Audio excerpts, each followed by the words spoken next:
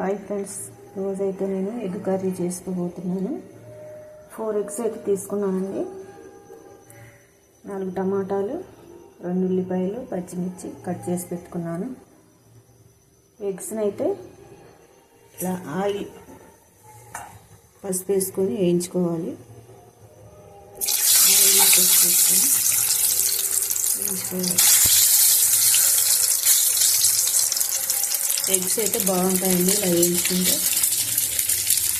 ఒకసారి ట్రై చేసుకోండి.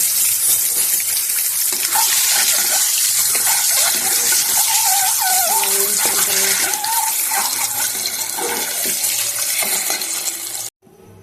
ఇలా ఎర్రగా వేగిన తర్వాత పక్కకు తీసుకోవాలి. అదే నూనెలో పోపు దినుసులు వేసుకొని ఇలా పోపు కాగిన తర్వాత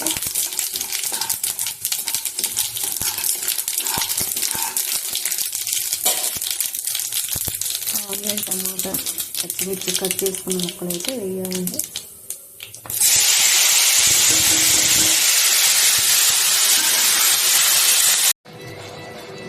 ఇలా కర్రీ అయితే ప్రిపేర్ చేసుకోవాలండి.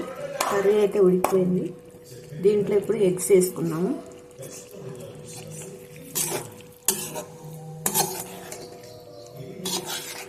టేస్టీ ఎగ్ కర్రీ రెడీ అయిపోయింది. చాలా బాగుంటుంది.